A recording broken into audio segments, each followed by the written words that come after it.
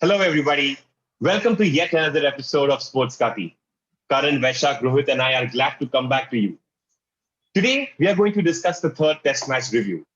The new stadium, Narendra Modi Cricket Stadium in Ahmedabad, saw something crazy happen the last week.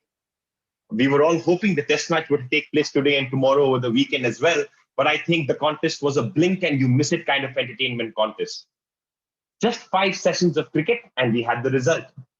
Of course, the Indian team came on top, and as winners, we all are very happy. The 2-1 lead in the series gives us hope to survive and actually make it to the finals of the World Test Championship. But before we go into the in depth review of this match and cover some main aspects, here are some important things we should keep in mind. This was the shortest test match cricket has seen anywhere in the world after the Second World War. This was also England's lowest test score against India in any country in any test match ever. This was also a test match that saw some historic landmarks like Ravichandran Ashwin's 400th wicket for his team, which was also, he's also the second fastest person to do that after the legendary Muttaya Muralidharan. This was also a great test match because Ishant Sharma, one of India's best seamers, played his 100th test match for the country. But more than these small details, I think this test match kept the audience captivated because of the intense competition we saw just within 5 sessions. It was almost like a fluctuating IPL game, one after the other. Each inning seemed like an IPL game. What happened in this test match was nothing short of a mystery for most of us. In fact, the scorecard stays the same thing. England won the toss, England came into bat, and we all expected England to repeat what they did in the first test match at Chepauk. Come, score a big score, make a big score, and put India into bat and put them under pressure. In fact, Captain Kohli also said at the toss that he would have chosen to bat. But interestingly, this pitch was not meant for the fast bowlers. Although India opened the bowling with Ishant Sharma and Bumrah, they saw very little assistance apart from that first wicket that Ishant Sharma got in the session. Soon, Virat Kohli turned to the spin bowlers, Akshar Patel and Ashwin. And since then, the rest is history. I mean, almost both teams immediately realized that they were playing way too many fast bowlers, especially the England side, with just Jack Leach in their squad. And wickets just kept tumbling. In fact, we saw 13 wickets fall on the first day, and the next day saw 17 wickets fall. So 30 wickets fell in a matter of 5 sessions to close the test match and give India that victory. There will be, of course, a lot of speculation and discussion about the quality of the pitch and whether the batsmen were able to apply themselves and play well on this pitch or not. But at the end of the day, what this means in the grand scheme of things is that India now has an unassailable lead in this test series, and just a draw or a win for them sees them through to the World Test Championship finals. A couple of very interesting performances in this test match were also to be seen. Akshar Patel's 10 wickets, in fact, 11 wickets in the game. Ravichandran Ashwin also got to his landmark of 400 test wickets. Rohit Sharma, in fact, came and showed some of the batsmen how to bat on a turning pitch like this. And we cannot forget the fifer that Joe Root took and has become a talking point in many social circles. Having said that, I would now like to ask Rohit to just walk us through some of the interesting reviews and interesting parts of this test match. What does he have to feel about how this game could have been played differently, and what his opinion on that controversial pitch is? Hi Banu, thanks for that. Very great introduction. Yes, you touched upon a lot of key points there, and yes, I want to specifically talk about the pitch because it is something which was of a big discussion throughout the match. Pitch was also a point of discussion during the second match, if you remember right. And at that time, I had come out and said that the pitch was not as bad as people pointed out it to be. But here, I have a slight difference in opinion here because statistically speaking this pitch has broken a lot of records. So I just want to touch upon those records, and then we can decide on whether this pitch has been bad or whether the batting was bad. But statistically speaking, when you talk in terms of runs scored, this 387 runs scored in this match has been the lowest number of runs scored in a test match since 1954. So that's a long way back, since we have seen a poorer pitch. So that's one number. And similarly, in terms of, I always say, for me, one of the big parameters of a good test match or a good pitch for a test match, I say personally, it's my opinion, but in my opinion, is that the runs per wicket. That means, how many runs you score per wicket. And for me, that number, if it is something between around 25 to 30, then it's an ideal pitch. If it is somewhere to 20 to 40, it's still a good pitch.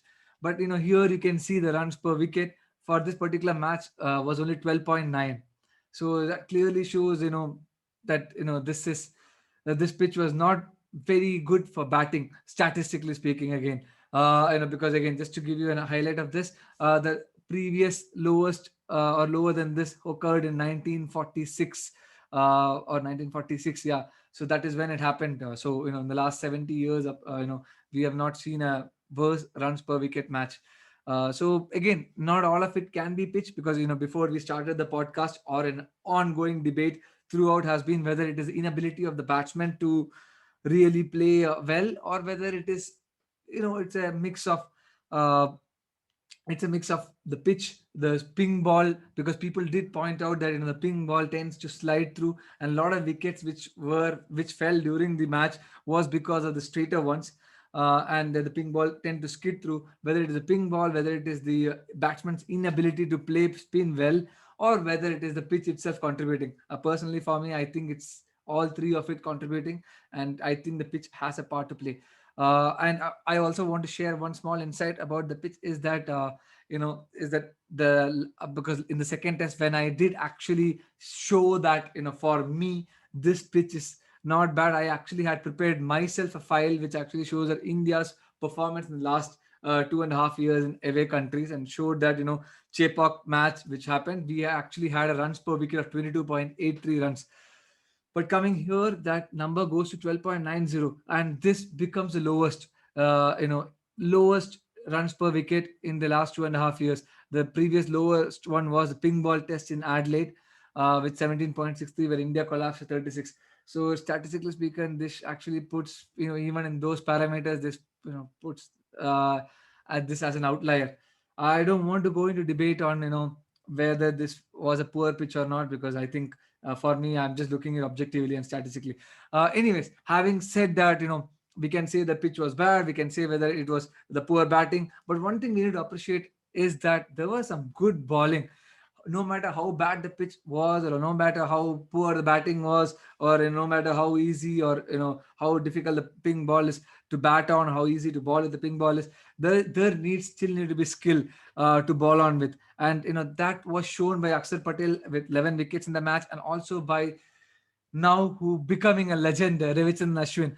Kohli called him a legend, and for me, he is there, up there with one of the best modern era bowlers, Ravichandran Ashwin, who achieved his milestone of 400 wickets.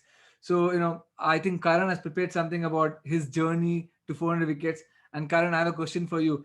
I hope you have something to show us whether he has reached the status of legend or not. So, Karan, off to you to give us a small glimpse of what Ashwin's journey has been to the 400 wickets, and also please let us know whether he has reached that level of where we can start calling him a legend or not. After you, Karan.